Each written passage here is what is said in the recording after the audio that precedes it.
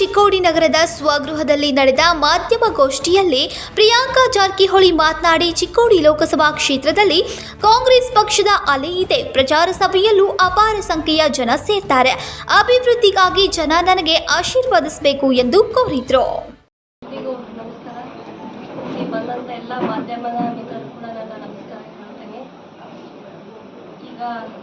ಚುನಾವಣಾ 2024ರ ಲೋಕಸಭಾ ಚುನಾವಣೆಯಲ್ಲಿ ಚಿಕ್ಕೋಡಿ ಲೋಕಸಭಾ ಕ್ಷೇತ್ರದಿಂದ ಸಾಕಷ್ಟು ನನ್ನ ಪರವಾಗಿ ಒಳ್ಳೆ ವಾತಾವರಣ ಇದೆ. ಕಾಂಗ್ರೆಸ್ ಪರವಾಗಿ ಒಳ್ಳೆ ವಾತಾವರಣ ಇದೆ ಅಂತ ಹೇಳ್ಬೋದು.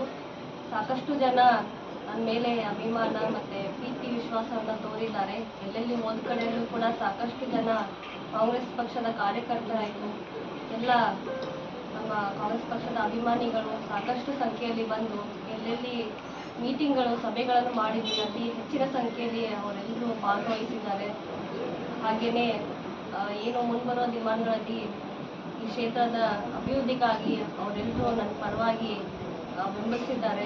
ಸಾಕಷ್ಟು ಜನ ಮನವಿ ಪತ್ರಗಳನ್ನು ನನಗೆ ಕೊಟ್ಟಿದ್ದಾರೆ. ಅಂದರೆ ಮುಂದೆ ನಾನು ಆಶೀರ್ವಾದ ಸಿಕ್ಕ ನಂತರ ನಾನು ಅದನ್ನು ಈಡೇರಿಸ್ತೀನಿ ಅಂತ ನಾನು ಅವ್ರಿಗೆ ಭರವಸೆಯನ್ನು ಕೊಟ್ಟಿದ್ದೇನೆ. ಈಗ ಅವರ ಎಲ್ಲ ಕಡೆ ಒಳ್ಳೆ ವಾತಾವರಣ ಸೃಷ್ಟಿಯಾಗಿದೆ ಅಂತ ಹೇಳ್ಬೋದು. ಸೊ ಎಲ್ಲ ಜನರಿಗೆ ನಾನು ಅಪೀಲ್ ಮಾಡೋದೇನೆಂದರೆ ಅಭಿವೃದ್ಧಿಗೆ ಎಲ್ಲರೂ ಮತಯಾಚಿಸಬೇಕು ಅಂತ ಕೇಳ್ಕೊಂಡು ಎಲ್ಲ ಜನರಲ್ಲಿ ನಾನು ಮನವಿ ಮಾಡಿದ್ದೇನೆ. ಎಷ್ಟು ಲಕ್ಷ ಹೋಟ್ಲೆ ಆರ್ಸಿ ಬರುವಂತ ನಿರೀಕ್ಷೆ ಜಯ ಸರ್ 1 ಲ್ಯಾಕ್. ಜನರ ಸಮಸ್ಯೆ ಏನು ಹೇಳ್ತಾರೆ? ಈ ಮತಕ್ಷೇತ್ರದಲ್ಲಿ ಸಮಸ್ಯೆ ಏನೇ ಹೇಳ್ತಾರೆ? ಸಮಸ್ಯೆಗಳ ನೀರಾವರಿ ಸಾಕಷ್ಟು ರೈತರಿಗೆ ಆಗಬೇಕಿತ್ತು. ಕೆಲವು ಶಾಸಕರು ಈಗಾಗಲೇ ತಮ್ಮ ಕ್ಷೇತ್ರದಲ್ಲಿ ನೀರಾವರಿ ಯೋಜನೆ ತಂದಿದ್ದಾರೆ. ಬಟ್ ಆದರೂ ಕೂಡ ಇನ್ನೂ ಹೆಚ್ಚಿನ ಈ ಕ್ಷೇತ್ರ ದೊಡ್ಡದಾಗಿದ್ದರಿಂದ ಸಾಕಷ್ಟು ಇನ್ನೂ ನೀರಾವರಿ ಯೋಜನೆ ರೈತರ ಪರವಾಗಿ ಆಗಬೇಕಿತ್ತು. ಅದನ್ನು ಕೂಡ ನಾವು ಮಾಡ್ತೀವಿ. ಮತ್ತು ಉದ್ಯೋಗ ಸೃಷ್ಟಿ ಮಾಡೋದಾಗಲಿ ಅದನ್ನು ಕೂಡ ನಾವು ಯುವಕರಿಗೆ ಮಾಡ್ತೀವಿ. ಸೊ ಇನ್ನೂ ಟಾಪ್ ಉದ್ಯೋಗ ಸೃಷ್ಟಿಯಿಂದ ಯಾವ ರೀತಿಯ ಪ್ಲಾನ್ ಆಗಿದೆ? ಇಂಡಸ್ಟ್ರೀಸ್ ಪ್ಲಾನ್ ಮಾಡ್ತೀರೋ? ಇಂಡಸ್ಟ್ರಿಯಲ್ ಪಾರ್ಕ್ ಆಗಬೇಕು. ಮತ್ತು ಸಾಕಷ್ಟು ಸಾಫ್ಟ್ವೇರ್ ಕಂಪ್ನೀಸ್ಗಳಾಯಿತು, ಬೇರೆ ಬೇರೆ MNC ಕಂಪ್ನಿಗಳಾಯಿತು. ಮತ್ತು ಅದೇ ರೀತಿಯಲ್ಲಿ ಬೇರೆ ಹೊರಗಿನ ದೇಶಕ್ಕಿಂತ ನಮ್ಮ ಯುವಕರೇ ತಾವೇ ಒಂದು ಸ್ವಂತ ಬಿಸ್ನೆಸ್ ಸ್ಟಾರ್ಟಪ್ಗಳು ಸ್ಟಾರ್ಟ್ ಮಾಡಿ ಆ ಉದ್ದೇಶ ಇದೆ. ಅಂದರೆ ನಮ್ಮವರೇ ಬೆಳೀತಾರಲ್ಲ, ಅದು ಭಾಳ ಟ್ರೈನಿಂಗ್ ಕೊಡಬೇಕಾಗುತ್ತೆ ಸರ್ ಸ್ಟಾರ್ಟಿಂಗ್. ಸೊ ಫಸ್ಟ್ ಒಳ್ಳೆ ಕ್ಯಾಂಡಿಡೇಟ್ಸ್ಗಳನ್ನು ಅವ್ರ ಐಡಿಯಾಸ್ಗಳನ್ನು ಕಲೆಕ್ಟ್ ಮಾಡಬೇಕು ನಾವು. ಆಮೇಲೆ ಅದನ್ನು ಅದ್ರ ಮೆರಿಟ್ಸ್ ಡಿಮೆರಿಟ್ಸ್ ಏನಿದೆ ಅದು ಮಾರ್ಕೆಟಲ್ಲಿ ಏನೋ ಸಕ್ಸಸ್ ಆಗುತ್ತಾ ಇಲ್ಲ ಅದೆಲ್ಲ ನೋಡಿ ಅವ್ರು ಆಮೇಲೆ ಟ್ರೈನಿಂಗ್ ಕೊಡ್ಬೋದು. ಈಗ ನಿಮ್ಮ ಪ್ರಚಾರಕ್ಕೆ ಜನ ಯಾವ ರೀತಿ ಸ್ಪಂದನೆ ಮಾಡ್ತಿದ್ದಾರೆ? ಎಲ್ಲ ರೆಸ್ಪಾನ್ಸ್ ಎಲ್ಲ ಚೆನ್ನಾಗಿದೆ ರೀ. ಮಹಿಳೆಯರು ಕೂಡ ಸಾಕಷ್ಟು ಸಂಖ್ಯೆಯಲ್ಲಿ ಬಂದಿದ್ದಾರೆ, ಯುವಕರು ಕೂಡ ಭಾಗವಹಿಸಿದ್ದಾರೆ. ಸೊ ಎಲ್ಲ ಒಳ್ಳೆ ರೆಸ್ಪಾನ್ಸ್ ಇದೆ. ಈ ಬಾರಿ ಕಾಂಗ್ರೆಸ್ ಪಕ್ಷ ಖಂಡಿತವಾಗಿ ಗೆಲ್ಲುತ್ತದೆ. ರಾಜ್ಯದಲ್ಲಿ ಎಷ್ಟು ಬರ್ಬೋದು ಕಾಂಗ್ರೆಸ್ ಸ್ಥಾನಗಳು? ಇಡೀ ರಾಜ್ಯದಲ್ಲಿ 15ರಿಂದ 18. ಬೆಳಗಾವಿಯಲ್ಲಿ IAS IPS ಕೋಚಿಂಗ್ ಕ್ಲಾಸಸ್ ಬರ್ತಾರೆ ಅಂತ ಕೋಚಿಂಗ್ ಕ್ಲಾಸಸ್ ಚಿಕ್ಕೋಡಿ ಇರ್ತದೆ. ಹೌದು, ಅದು ಒಂದಿದೆ, ಅದು ನಾನು ಹೇಳ್ಕೊಂಡೆ. ಕೋಚಿಂಗ್ ಕ್ಲಾಸಸ್ ಅದನ್ನು ಕೂಡ ಆಗಬೇಕು. ಇದೇನು ನೀಟ್ ಮತ್ತು CET ಪರೀಕ್ಷೆಗಳಾಗ್ತಾವಲ್ಲ, ನಮ್ಮ ಸ್ಟೂಡೆಂಟ್ಸು ಈ ಕಡೆ ಏನು ಮಂಗಳೂರು ಸೈಡಲ್ಲಿ ಸಾಕಷ್ಟು ಜನ ಹೋಗ್ತಾರೆ, ಮತ್ತು ಉಡುಪಿಯಲ್ಲಿ ದಕ್ಷಿಣ ಕನ್ನಡ ಸೈಡು ಆ ಸೈಡ್ ಹೋಗ್ತಾರೆ. ಸೊ ಅದನ್ನೇ ನಾವು ಇಲ್ಲಿ ಮಾಡಿದರೆ ಅವ್ರು ಇಲ್ಲೇ ಉಳ್ಕೊಂಡು ಇಲ್ಲೇ ಶಿಕ್ಷಣ ಕಲಿಬೋದು. ಮೇಡಮ್, ಭಾಳ ದಿವಸ ಬೇಡಿಕೆ ಚಿಕ್ಕೋಡಿ ಗೋಕಾಕ ಜಿಲ್ಲೆ ಆಗಬೇಕು ಅನ್ನೋದಿದೆ. ಇದ್ರ ಬಗ್ಗೆ ನೀವು ಏನು ಮಾಡ್ತೀರಿ? ಖಂಡಿತವಾಗಿ ಅದು ತಂದೆ ಜೊತೆ ಡಿಸ್ಕಸ್ ಮಾಡಿ. ಮೇಡಮ್, ನಿನ್ನೆ ಒಂದು ಪ್ರಕರಣ ಆಗಿತ್ತು. ಬಿಹಾರ ಮೂಲದವರು ಕಾಂಗ್ರೆಸ್ ಪರವಾಗಿ ಪ್ರಚಾರ ಮಾಡ್ತಾ ಇದ್ದಾರೆ ಅಂತ BJP ಅವರು ಆರೋಪ ಮಾಡಿದ್ರು. ಬಿಹಾರ ಮೂಲದವರು NI ನ್ಯೂಸ್ ಮೀಡಿಯಾ ಹೌಸ್ ಅಂತೇಳಿ ಅವರು ನಿಮ್ಮ ಎಲ್ಲ ಇರುವಂಥದ್ದು ಅನಿಸ್ತಾ ಇದ್ರು ಅಂತ. ಪ್ರಿಯಾಂಕಾ ಜಾರಕಿಹೊಳಿ 3 ಲಕ್ಷ ಗೆದ್ದರು ಅಂತ ಲೆಟರ್ಗಳು ಬರಿತಾ ಇದ್ದಾರೆ. ಕಾಂಗ್ರೆಸ್ ಅವರು ಅಪಪ್ರಚಾರ ಮಾಡ್ತಿದ್ದಾರೆ ಆರೋಪ ಮಾಡ್ತಾರೆ BJP ಅವರು. ನಮ್ಮ ಅಭಿವೃದ್ಧಿ ಕೆಲಸ ಮೇಲೆ ನಾವು ಜನರಿಗೆ ಅಪೀಲ್ ಮಾಡ್ತಾ ಇದ್ದೀವಿ. ಎಲ್ಲ ಪರ ವಿರೋಧ ಇದ್ದೇ ಇರುತ್ತೆ ನಮ್ಮ ಪರವಾಗಿ.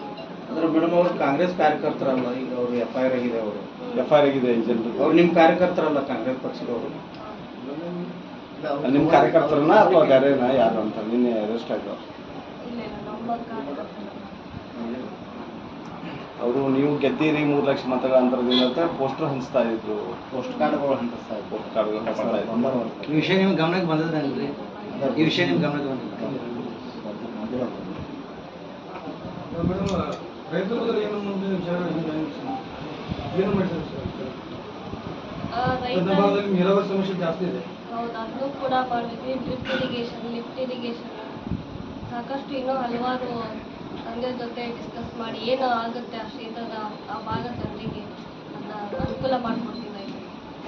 ಮೇಡಮ್, ಇನ್ನೊಂದು ಮುಖ್ಯ ಪ್ರಶ್ನೆ ಏನಂದ್ರೆ, ಇಲ್ಲಿ ಗೆದ್ದು ಹೋದ ನಂತರ ಇಲ್ಲಿ ಕೆಲವು ಜನಪ್ರತಿನಿಧಿಗಳು ಇಲ್ಲಿ ಹೋದ್ರೆ MLC ಅದೊಂದು ಭಾಳ ಇಲ್ಲಿ ಜನರಿಗೆ ಇದು ಐತ್ರಿ. ಇಲ್ಲ, ಖಂಡಿತವಾದ ಜನರ ಪರವಾಗಿ ಅಲ್ಲ, ನೀವು ಮನಿ ಇಲ್ಲೇ ಇಲ್ಲಿ ಮಾಡಲ್ಲ, ಗೆದ್ದು ಹೋದ ನಂತರ ಸ್ವಂತ ಊರಿಗೆ ಹೋಗ್ಬಿಟ್ಟು ಉದಾಹರಣೆಗಳು ಅದಾವ್ರಿ. ಅದು ನಿಮ್ಗೆ ಆ ಥರ ಆಶೀರ್ವಾದ ಮಾಡಿದ್ರೆ ಖಂಡಿತ ಇಲ್ಲಿ ನಾವು ಇಲ್ಲೇ ಇರಲೇಬೇಕಾಗುತ್ತೆ. ಅಂದ್ರೆ ಜನರೊಳಗೆ ಗೊಂದಲ ಐತ್ರಿ, ಬಹಳಷ್ಟು ಜನರು ಗೊಂದಲ ಇದಾರೆ. ಈ ಗೆದ್ದ ನಂತರ ಇರ್ತಾರೋ ಇಲ್ವೋ? ಇಲ್ಲ, ಇರ್ತೀವಿ ಖಂಡಿತ. ಇಲ್ಲೇ ಚಿಕ್ಕೋಡಿ ಮನೆ ಮಾಡಿರ್ತೀವಿ. ಮಾಡ್ಬೇಕಾಗುತ್ತೆ. ಕಚೇರಿ. ಅಮಿತ್ ಶಾ ಅವರು ಒಂದು ಆರೋಪ ಮಾಡಿದ್ದಾರೆ ಮೇಡಮ್, ಜಾರಕಿಹೊಳಿ ಅವರು ತುಂಬಾ ಇಲ್ಲಿಗಲ್ ಮೈನಿಂಗ್ ಅಲ್ಲಿ ತೊಡಗಿದೆ ಅಂತ ಹೇಳಿ ಬಹಿರಂಗವಾಗಿ ಪ್ರಚಾರಿಸಿದ್ದಾರೆ. ನೀನು ಮತ್ತೆ ಗಣಿಗಾರಿಕೆ ಮೈನಿಂಗ್ ಇಲ್ಲ, ಆ ಥರ ಏನಿಲ್ಲ.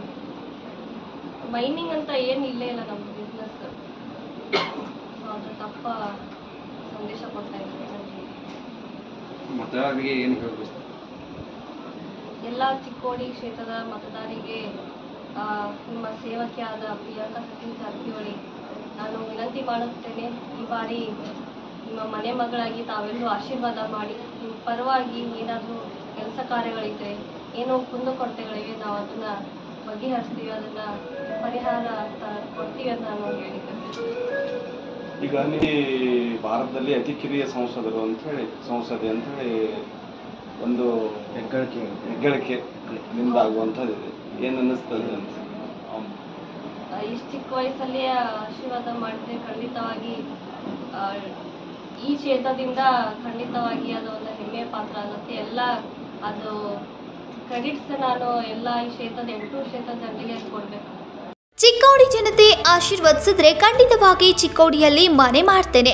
ಇಂಡಸ್ಟ್ರಿಯಲ್ ಪಾರ್ಕ್ ಸ್ಥಾಪಿಸಿ ಸಾಫ್ಟ್ವೇರ್ ಕಂಪನಿ, MLC ಕಂಪನಿಗಳನ್ನು ತರುವ ಪ್ರಯತ್ನ ಮಾಡ್ತೇನೆ. ಇನ್ನು KS, IAS ಸೇರಿದಂತೆ ಸ್ಪರ್ಧಾತ್ಮಕ ಪರೀಕ್ಷೆಗಳ ತರಬೇತಿ ಕೇಂದ್ರಗಳನ್ನು ಚಿಕ್ಕೋಡಿಯಲ್ಲಿ ಆರಂಭಿಸುವುದಾಗಿ ಭರವಸೆ ನೀಡಿದರು. ಕಲಪ ಪಾಮ್ ನಾಯಕ್, ಕನ್ನಡಮ್ಮ ನ್ಯೂಸ್ ನೆಟ್ವರ್ಕ್, ಬೆಳಗಾವಿ.